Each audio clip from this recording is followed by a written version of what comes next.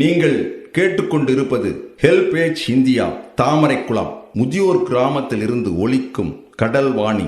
இந்த நிகழ்ச்சி மூத்த குடிமக்கள் தயாரித்து வழங்கும் அனுபவம்.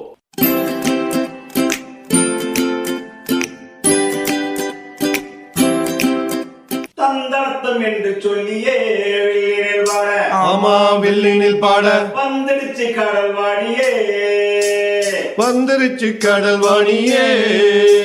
நல்ல நல்ல கருத்துக்களா நாங்களும் தினமும் பாட, நாங்களும் தினமும் பாட, சொல்ல வந்த கருத்துக்களா நீங்களும் தினமும் கேட்க, நீங்களும் தினமும் கேட்க. வந்துடுச்சு கடல் வாணியே, வந்துருச்சு கடல் வாணியே.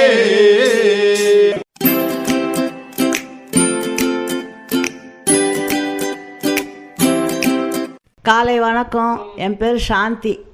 நான் கல்யாணம் பண்ணிக்கல. நான் அம்மா அப்பா சின்ன வயசுலேயே இறந்துட்டாங்க. அப்படியே அப்படியே தான் எங்கள் பாட்டி தான் வளர்த்துனாங்க. அப்படியே கொஞ்ச நாள் வந்து அவங்களும் இறந்துட்டாங்க. அப்புறமா 2005 ஆக்சிடெண்ட் ஆகிடுச்சு. பஸ் ஆக்சிடெண்ட் ஆகி 1 வருஷம் நடக்காமல் இருந்தேன். நடந்து ஆரம்பித்த 1 வருஷம் நடக்கலை. அங்கே பணம் கொடுத்தாங்க, 2.5 லட்சம் கொடுத்தாங்க. அங்கே அதை எடுத்துகிட்டு வந்து வச்சுக்கின்னு ஏதோ சாப்பிட்டுன்னு இருந்து அதுக்கப்புறம் அங்கே என்னை ஆஸ்பத்திரியில் பார்க்க வந்தாங்க ஒருத்தர். அந்த அம்மா ஏர்போர்ட்டில் வேலை செய்கிறவங்க, அவர் பைலட்டு. அந்த அம்மா டிக்கெட் கொடுக்குறாங்க ஃப்ளைட்டுக்கு போகிறவங்களுக்கு. அவங்க வீட்டுக்கு இட்டுன்னு போய் என்னை வச்சுருந்தாங்க. பெரிய தாத்தா பாட்டியை அவங்க மாமியார் மாமனார் பார்த்துக்கிறதுக்கு வீட்டோட இருன்னு சொல்லி வச்சுருந்தாங்க. அவங்க வீட்டிலே இருந்த ஒரு 10 வருஷம் அங்கேயே இருந்தேன். 2005 தான் எனக்கு ஆக்சிடெண்ட் ஆச்சு. அவங்க பார்த்து இட்டுன்னு போய் ரத்தம்லாம் கொடுத்தாங்க அவங்க பெட்டில் எனக்கு ஆப்ரேஷனுக்கு. அப்புறம் வீட்டுக்கு வந்து துணைக்கு இருமான்னு சொல்லிட்டு இட்டுன்னு போயிட்டாங்க. அவங்க வீட்டில் 10 வருஷம் இருந்தேன். அவங்க இப்போ ட்ரான்ஸ்ஃபர் ஆகி ஹைதராபாத்துக்கு போயினாங்க. அங்கேருந்து அமெரிக்காவுக்கு போயிட்டாங்க அவங்க. இப்போ அதுலேருந்து நான் ரொம்ப மனசு கஷ்டப்பட்டு என் தம்பி இருக்கார், அவங்க வீட்டில் இருந்தேன். அவங்க சரியாக தம்பி பசங்கள்லாம் இப்படி அப்படின்னு திட்ட ஆரம்பிச்சிட்டாங்க என்ன. நான் என்ன பண்ணேன், வேளாங்கண்ணி கடலில் போய் விழுந்துட்டேன். நான் கை காலெலாம் ஆக்சிடெண்ட்டில் உள்ளே இப்போ கூட பிளேட் வச்சுருக்குறாங்க. ஆப்ரேஷனு 2 ஒரே ஒரு கால் தான் இருக்குது. 2 கை ஒரு கால் எல்லாம் எலும்பு முடிஞ்சு போன காலுங்க தான். அதை வச்சுக்க மனசு சரியில்லை, தலை வர முடியாது, உடம்பு குளிக்க முடியாது. அந்த பசங்க என் தம்பி பசங்களாம் திட்ட ஆரம்பிச்சிட்டாங்க, எங்கன்னா போய் போஷிக்கோ அப்படி இப்படின்னு. போய் வேளாங்கண்ணி கடலில் போய் விழுந்துட்டேன். அங்கே மீன் பிடிக்கிற தம்பி யாரோ ஒருத்தர் அதான் கருப்பாக ஒல்லியாக இருந்தார். அவர் காப்பாற்றி ஹாஸ்பிட்டலில் சேர்த்தாங்க. நாகப்பட்டினம் ஆஸ்பத்திரியில் வேளாங்கண்ணியில் விழுந்தேன். அங்கே எஸ்ஐ போலீஸ் அம்மா காப்பாற்றி இங்கே எடுத்துகிட்டு வந்து சேர்த்தாங்க என்ன. நல்லபடியாக இங்கே வந்ததுலேருந்து எனக்கு எந்த குறையும் இல்லை, நல்லபடியாக தான் இருக்கா. அப்புறம் போகிறதுக்கு வரத்துக்கு மெட்ராஸுக்கு. அதுக்கப்புறம் இங்கே வந்தபாடு நான் போய்க்கின்னு வந்துக்கின்னு பின்ஷன் எழுதி போட்டேன், 1000 ரூபாய் பின்ஷனு. அதை வாங்கிறதுக்கு போய்க்கின்னு வந்துக்கின்னு இருக்கிறேன். இங்கே வந்ததுலேருந்தா எனக்கு மனசு அமைதி நிம்மதி எல்லாமே இங்கே வந்தப்போ தான் கிடச்சிது. எனக்கு ஒரு தேவலோகம் மாதிரி எனக்கு கிடச்சிது. நான் உயிர் விடணும்னு தான் போயிட்டேன். பணத்தெல்லாம் கூட யார்கிட்டயோ கூட்டுட்டு அப்படியே நான் போய் அதில் போய் விழுந்துட்டேன். நான் கொஞ்சம் நஞ்சம் இருந்த கிம்மலில் கூட எடுத்து போட்டுட்டு போயிட்டேன். கட்டில் இல்லை என் தம்பிக்கு அடிக்கிட்டோன்ட்டு. அந்த மாதிரிலாம் ரொம்ப கஷ்டப்பட்டாங்க. நான் அவங்க வீட்டில் இருந்த வரைக்கும் நல்லா இருந்தேன். அவங்க அமெரிக்காவுக்கு போயிட்டாங்க. அதுலேருந்து எனக்கு நான் வேறு எங்கேயும் போக தெரியாத தம்பி வீட்டில் இருந்தால் இவ்வளோ கஷ்டமும் நான் அனுபவிச்சுட்டேன். வேளாங்கண்ணில் அந்த அம்மா ரேணுகா அம்மா எல்லாம் அவங்க வீட்டில் எல்லாம் சமையல் அமெரிக்காலேருந்து லண்டன்லேருந்துலாம் வருவாங்க சொந்தக்காரங்க. எல்லாம் செய்வேன் சமையல் நான் தான் செய்வேன். அவங்க எல்லாம் எழுதிக்கின்னு போவாங்க. மீன் வறுக்கிறது பிரியாணி மட்டும் அக்கா செய்வாங்க. அதுக்கு மட்டும் நான் எல்லாம் கூட மாட ஹெல்ப் பண்ணுவேன். கறி குழம்பு மீன் குழம்பு மற்றபடி அவங்க எல்லாம் சமையல் டெய்லி சமையல் சாம்பார் வைக்கிற மாதிரி தான் வைக்கணும். அவங்க தினம் கவுச்சி சாப்பிட மாட்டாங்க, எப்படின்னா ஒரு சமையல் தான் கவுச்சி சாப்பிடுவாங்க. நான் நல்லா செய்வேன். அதை அவங்க எழுதின்னு போவாங்க, எப்படிம்மா பண்ணணுவாங்க. எங்கள் கூட சார் வீட்டில் செஞ்சுக்கிறேன்.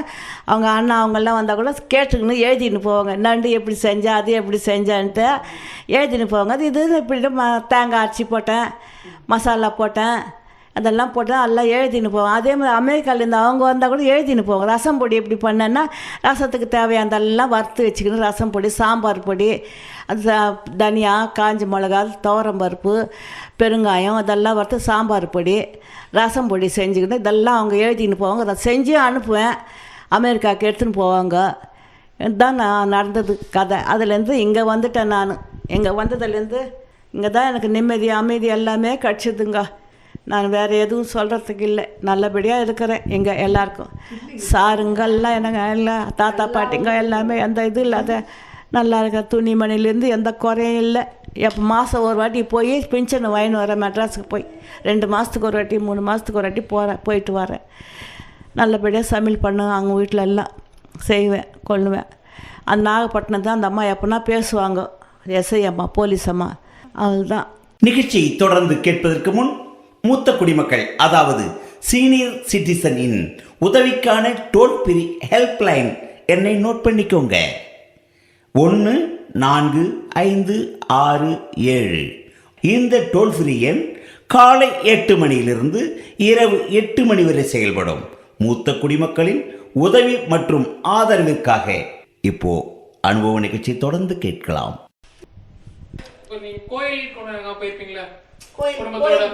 கோயிலுக்கு நிறைய எல்லாம் ஐயப்பா கோயில் நிறைய, அதுபடியாக முருகர் ஊர், எல்லா ஊரும், மைசூர், பெங்களூர், கொடைக்கானல், நிறைய ஊர், எல்லா ஊரும் போயிட்டு அந்த அனுபவத்தை சொல்ல எல்லா ஊருக்கும் போயிட்டு நல்லபடியாக தான் வந்தோம். அங்கே எந்த இதுவும் இடைஞ்சல் நடக்கலை. நல்லா சாமி தரிசனம் பார்த்து நல்லா சாப்பிட்டுட்டு நல்லபடியாக வந்தோம். ஒரு ஊர் பாக்கி இல்லை. காசி தான் போகல. காசிலேருந்து எல்லாம் வந்தது. எனக்கு தண்ணி ஊற்றி அதை குளித்தோம், கொண்டோம். கேனில் எடுத்துகிட்டு வந்தாங்க. எல்லாம் தீர்த்தெல்லாம் எடுத்துகிட்டு வந்தாங்க. அது கால் இப்படி இருக்குதுன்னு சொல்லிட்டு தயங்கி இருந்தேன், போக முடியல.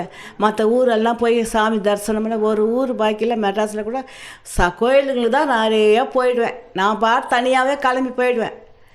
யார் கூட இட்டுன்னு போனாக்கா மணி ஆச்சு வான்னு கூப்பிடுவாங்கன்னு சொல்லிட்டு நிம்மதியாக போய் கோயிலில் போய் உட்காந்துட்டு நிம்மதியாக வருவேன். சாமி தரிசனம் பண்ணிட்டு மெட்ராஸில் கூட எவ்வளோ கோயிலுங்க, கந்தசாமி கோயில், எல்லா கோயிலுக்கு போயிட்டு வந்துட்டேன். சின்ன வயசுல டிவிலாம் இல்ல நீங்களாம் என்ன விளையாடுவீங்க? அதை கூட எல்லாம் பின்னுறது, எம்ப்ராய்டிங் போடுறது, இந்த ஒயர் பேக் பின்னுறது, அப்புறம் நான் அந்த ரேஸ் எல்லாம் போடுவேன். புடவைங்களுக்கெல்லாம் செமிக்கி வச்சு தைப்பேன். நிறைய புக்ஸு, நிறைய கதை புக்குங்க படிப்பேன். லைப்ரரியில் பணம் கட்டிட்டு மாதம் வாங்கி அந்த புக்ஸ் எல்லாம் நிறைய படிப்பேன். எங்கே போக மாட்டேன். வயசானவங்க யாருன்னா கூப்பிட்டா தான் அவங்க கூட தான் போவேன். அப்படி இப்படி திரியிற பழக்கமே கிடையாது. வெளியிலலாம் வீட்டுக்குள்ளேயே தான் இருப்பேன். இலெல்லாம் கூட தச்சு கூட கடைங்களுக்கு போட்டுருந்தேன். அந்த ஒரு வாசலில் இருக்கிற பையன் எடுத்து போடுவான். 100 இலை தச்சு கொடுப்பேன். வீட்டுக்குள்ளே தான், எங்கேயும் வெளியே போய் பார்க்கல. அந்த ஏர்போர்ட் இந்தியன் ஏர்லைனில் அவங்க வீட்டில் தான் இருந்தேன். 10-15 வருஷம் அங்கேயே தான் இருந்தேன். அவங்க நல்லவங்க, நல்லா பார்த்துக்குனாங்க. அதுக்கப்புறம் தான் இதாகி தான் கடலில் விழுந்து அதுக்கப்புறம் இங்கே வந்து சேர்ந்துட்டேன். நான் ஒரு கோயில் கூட பாக்கியில் இருக்கேண்ணா. எல்லா குளத்துலேயும் குளிச்சுட்டேன். ராமேஸ்வரம், தனுசுக்கோடி கூட போயிட்டு வந்துட்டேன். முதல் இது. அதுக்கப்புறம் தான் ரொம்ப எங்கேயும் போக மாட்டேன். இப்போ யார் கூப்பிட்டாலும் அவங்க கூடலாம் போக மாட்டேன். அந்த பெரியவங்க வயசானவங்க கூட தான் போவேன், வருவேன்.